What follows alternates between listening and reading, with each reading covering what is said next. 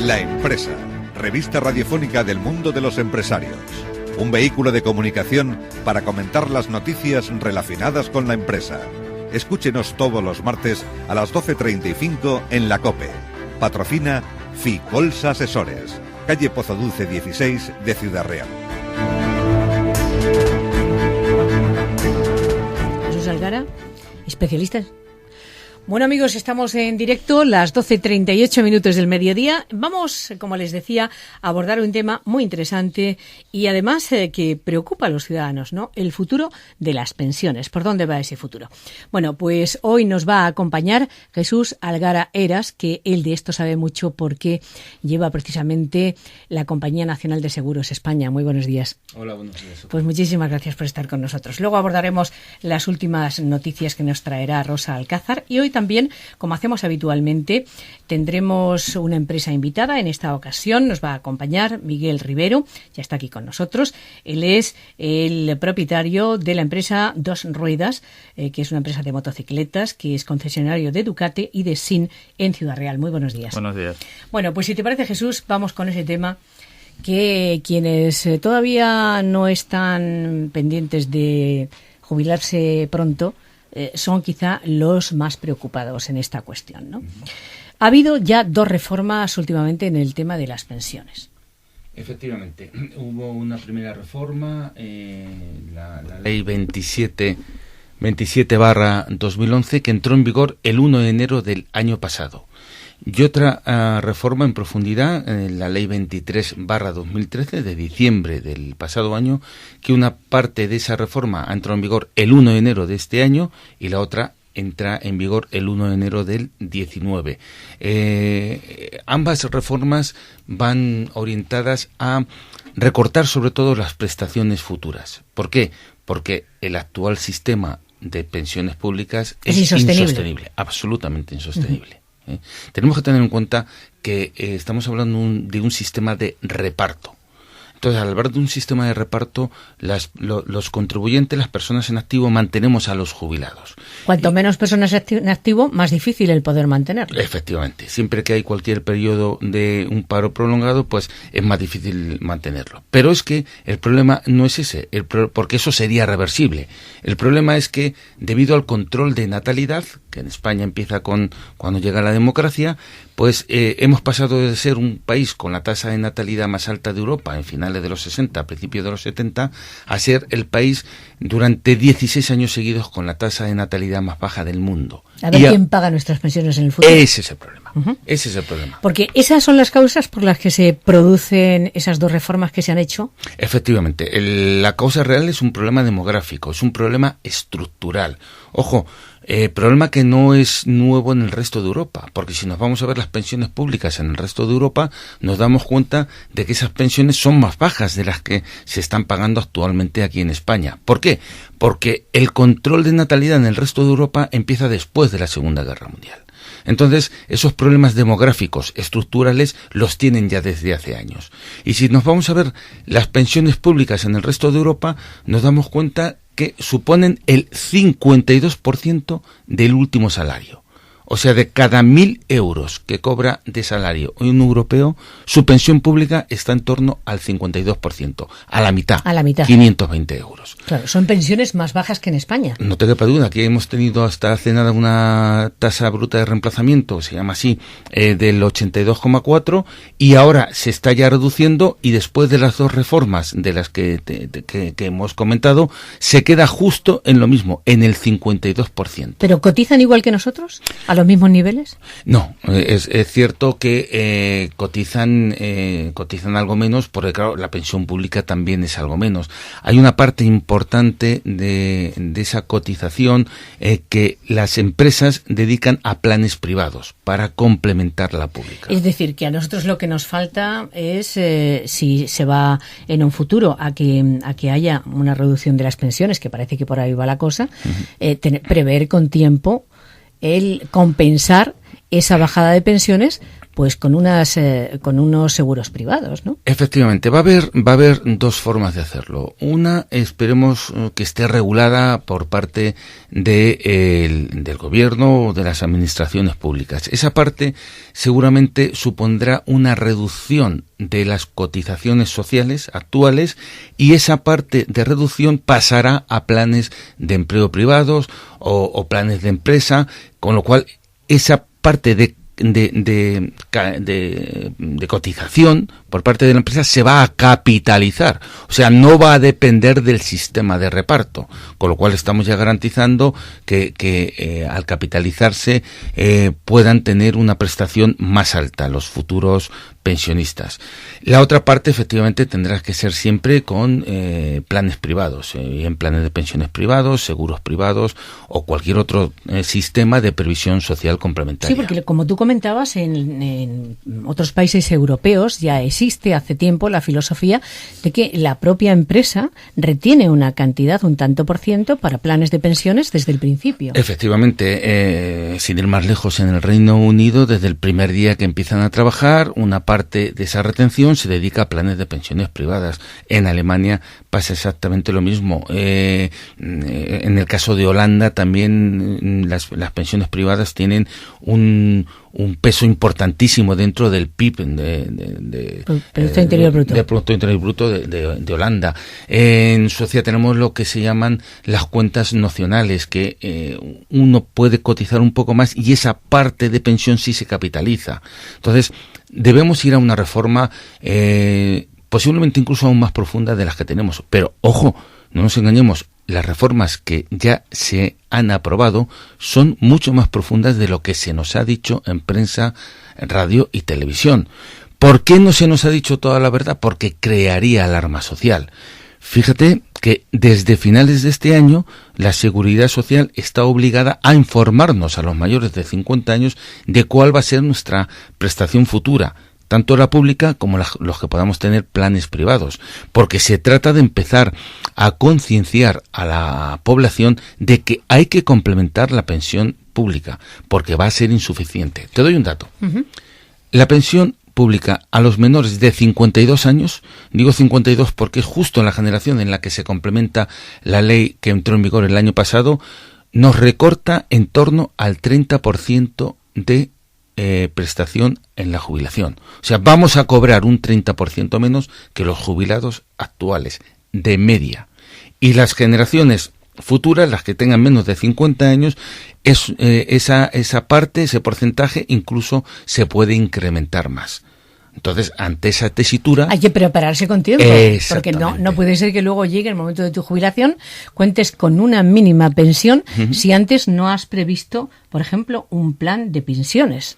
Efectivamente, un plan de pensiones, un seguro de ahorro, cualquier sistema de previsión social complementario. Uno incluso hasta puede ir ahorrándolo en una huchita. Bueno, pues chico, merecerá la pena, pero que no le quepa duda a nadie que todos vamos a necesitar complementar la pensión pública. Todos.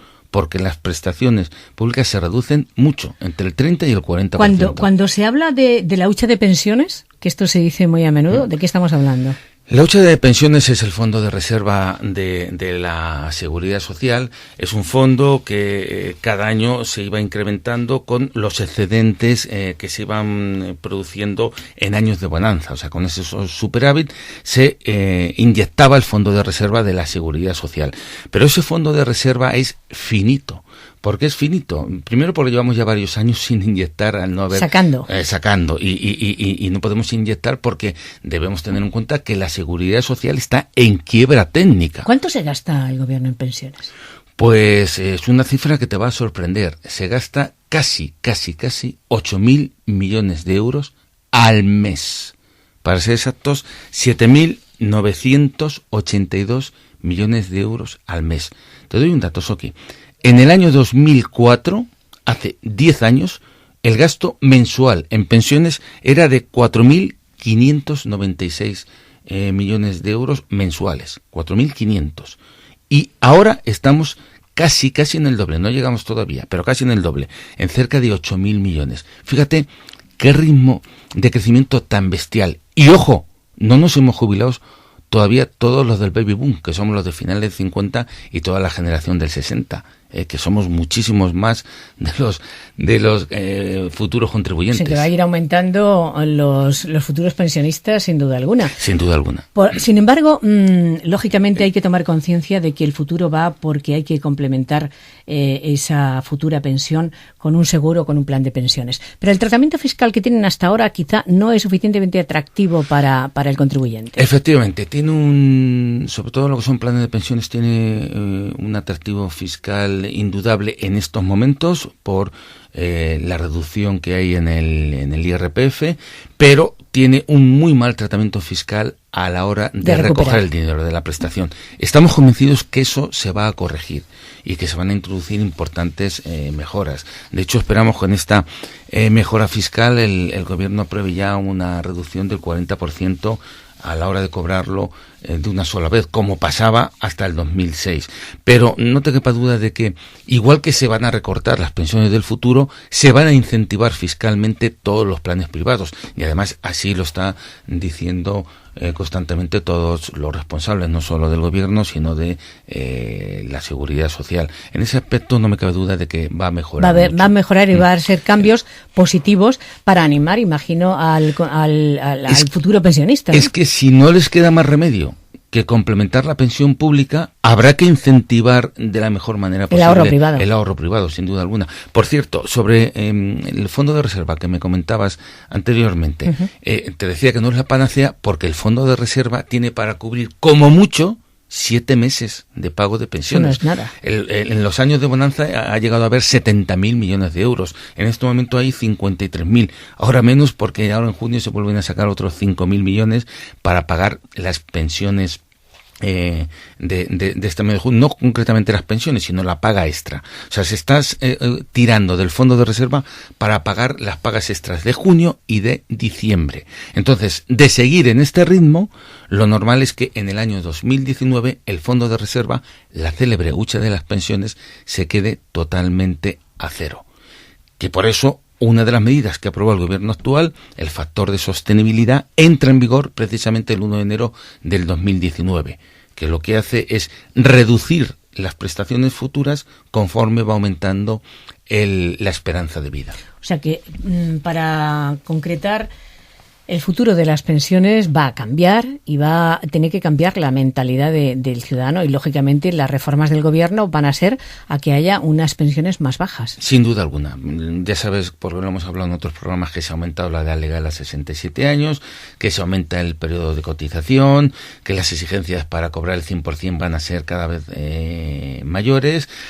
Se ha también desvinculado lo que es la revalorización de las pensiones del IPC. Por cierto, es la única medida que toca a los pensionistas actuales, el resto están absolutamente blindados, pero los pensionistas del futuro vamos a tener, ya te digo, reducciones muy importantes. Mira, desde el año pasado a se van reduciendo las pensiones en torno a un 2% cada año. A partir de 10 años estamos hablando de un 20%. Bueno, pues hoy el tema yo creo que no deja de ser interesante, sobre todo de cara a esos futuros pensionistas, teniendo claro que habrá más reformas, sin duda alguna, para los futuros pensionistas, y que las vías van por complementar esa pensión con un plan de pensiones o con un seguro para el futuro, para que tengamos una pensión adecuada cuando llegue el final de la vida laboral. Jesús, muchísimas gracias. Buenos días. Buenos días. La Empresa. Resumen de últimas noticias. Pues noticias que nos trae Rosa Alcázar, y hay que hablar de 1 millón de contribuyentes que no tendrán que presentar la declaración resumen anual del IVA. El Consejo de Ministros ha aprobado modificaciones en el reglamento del IVA que exoneran de su presentación a los obligados, respecto de los que la Administración ya posea información suficiente. Aunque la concreción se desarrollará vía orden ministerial, afecta fundamentalmente a arrendadores, personas físicas, que es un censo potencial de 600.000 contribuyentes que desde este mes de enero están obligados a la presentación telemática, y a contribuyentes en régimen simplificado de estimación objetiva, cuyo censo potencial es de 490.000 contribuyentes. Bueno, hay que hablar de que la indemnización del despido pasará a tributar en el IRPF. El nuevo gravamen se aplicará a partir de un mínimo exento con el fin de limitar deducciones y compensar la rebaja del impuesto sobre la renta, según fuentes conocedoras de la reforma fiscal que ultima el Gobierno. En el caso de que todos los despidos tributaran al completo, el Estado recaudaría cerca de 1.000 millones de euros al año. Y seguimos hablando ahora de Hacienda, que rebajará las retenciones en la nómina. La reforma fiscal enfila ya su recta final, pues todo está preparado para que se presente este viernes y su medida estrella, la rebaja del IRPF, ya se encuentra casi completamente perfilada. De hecho, ayer el ministro de Hacienda, Cristóbal Montoro, se reunió tanto con los representantes de los empresarios como con los de los trabajadores autónomos para confirmarles que habrá rebajas en los porcentajes de las retenciones en las nóminas, que se notarán ya en los cobros correspondientes a enero de 2015, lo que repercutirá de forma casi inmediata en el consumo. Bueno, pues estas son algunas de las noticias más interesantes que nos acaba de traer Rosa Alcázar. Vamos ya a presentarles a nuestro invitado. En los próximos minutos hablamos con Miguel Rivero. Él es el propietario en Ciudad Real de Dos Ruedas, es una empresa de motocicletas, está en la calle Espino y tiene la concesión de Ducati y de SIN. Miguel, ¿desde cuándo montaste la empresa? Pues todo empezó allá por el año 92, en un pequeño local que teníamos en la calle Progreso de mi padre, y echamos a andar, una aventura. ¿Venía de antecedentes familiares o era una afición propia? ¿Qué va? Para nada. No ha habido nadie en mi familia que tuviera que ver con el mundo de la motocicleta. Pues desde chiquitillo me gustaban mucho las motos y he convertido una pasión en un trabajo. Bueno, pues qué mejor, ¿no? Trabajar en lo que a uno le gusta, eso es una suerte. Eso es lo más que puedes desarrollar en la vida, ¿no? Uh-huh. Porque si estás trabajando en una cosa que no te gusta, al final... Es un sacrificio diario. Exactamente. Y esto es una pasión. Esto es un disfrute. Es una pasión. Porque tú, en tu tiempo libre, la moto es tu medio de transporte, de entretenimiento. El tiempo libre está siempre asociado a la motocicleta. Siempre. Ahí tenemos algunas que otras actividades, pero normalmente siempre va vinculado al tema de la bueno, y en estos años, que ya son años... desde el 92 al 2014 que nos encontramos ahora, ¿cómo ha ido evolucionando el mundo de la motocicleta? Ha tenido sus altibajos. Conforme hay crisis lo padecemos muy mucho, porque se asocia a la motocicleta como un vehículo de lujo, cuando no es así. Pero normalmente es así. Lo que primero que se prescinde es de la moto. Dice, mira, no puedo mantenerla, pues la aparco allí o la vendo o ya vendrán tiempos mejores. Y suele pasar eso. Cuando realmente lo que la motocicleta y en tema ahora con el scooter es el mejor vehículo para poder desplazarte por la ciudad, llegar con menos costo. Con menos costo, llegas para aparcarlo. Exactamente. Tardas nada en llegar, descongestionas las ciudades. Ahora hay muchas fábricas que están empezando a imponer vehículo eléctrico, uh-huh, que es lo más rentable. El vehículo eléctrico es el futuro. Lo que pasa es que, dependemos de las petroleras. Cuando ellos quieran, pues saldrá a la vía. ¿Y en consumo suelen ser económicos? En consumo suelen ser bastante económicos. Son motores pequeños, hablando de scooter. Uh-huh. Son motores pequeños y consumen poco, entonces son muy asequibles. ¿Os quejáis de que, al igual que otros sectores como el del automóvil tiene subvenciones, vuestro sector no tiene ninguna subvención? No, nada, para nada. Además todos son lacras y todos son problemas y zancadillas, ¿no? Hablan de cuando hay accidentes de tráfico, que todos los fines de semana, no sé cuántos muertos, la coletilla, tantos motocicletas. ¿Por qué tienes que decir eso? No tiene sentido. Vas encima del coche, vas conduciendo. Yo si tengo coche, tengo moto, voy en el coche. Yo cuando veo a un señor que va montado en una motocicleta, veo a un señor, no veo una motocicleta. O sea, no tienes esa mirada despectiva de decir, el de la moto, ya está aquí el de la moto haciendo ruido, tal. Es otro punto de vista, que es otra cosa que hay que inculcar, que eso debería de ser a través de las autoescuelas. Que las autoescuelas lo que te hacen es darte un carnet, superas unas pruebas y punto. Pero no te enseñan realmente a conducir una motocicleta. ¿Eso cómo se aprende? Eso se aprende con el uso. Yo a veces organizamos salidas, quedadas, a gente que es nueva, que no tiene experiencia, pues lo vamos ayudando. Inclusive organizamos para ir a circuitos, a pistas, a rodar, que ahí es donde no tienes ningún problema a la de correr y aprendes todas las técnicas que se deben de aprender para montar en motocicletas. Eso está muy bien. ¿Y quién es el cliente hoy de motocicletas? ¿El perfil de cliente? No hay un perfil determinado, porque esto va con con el gusto por la movilidad, por la facilidad de moverse, ¿no? Y por la sensación de libertad que te da una motocicleta. No hay otro vehículo, salvo un descapotable, que te pueda dar esa sensación de libertad. Hay mucha unión entre el sector, digo, los que lo utilizan. ¿Hay grupos? Sí, normalmente se organiza la gente en grupos, ¿no? Están los grupos de los custom, los custoneros, los ruteros, los deportivos. Suele haber bastante asociación. ¿Cuesta mucho hoy tener una moto de estas características? Depende cómo te lo plantees y cómo te lo montes. Si vas en plan a la última con la moto más deportiva, pues cuesta mantenerlas, sobre todo si haces kilómetros. Si no haces kilómetros cuesta un poquito mantenerlas. Pero luego tienes por contra el tema de los scooters.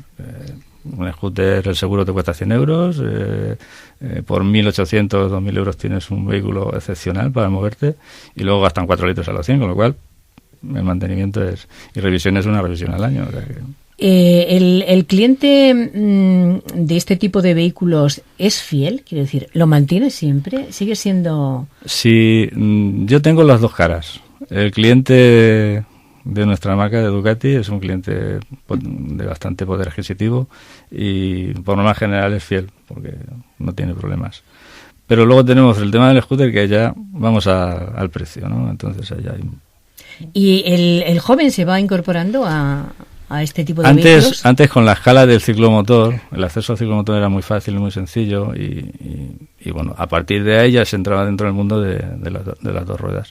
Pero ahora los seguros caros, exámenes, siniestralidad, todo va en contra, ¿no? Tú vas a una autoescuela y te dicen, sácate el permiso de circulación. Y dicen, no, sácate el de coche primero, que el coche más interesante. Bueno, pues hoy tenemos un ejemplo del sector de la automoción, en el caso, en esta ocasión, de Miguel Rivero, de la empresa Dos Ruedas, que dirige en Ciudad Real, en la calle Espino, concesionario de Ducati y de SIN. Muchísimas gracias por estar con nosotros. Buenos días. Buenos días. Y a nuestros oyentes, hasta el próximo martes.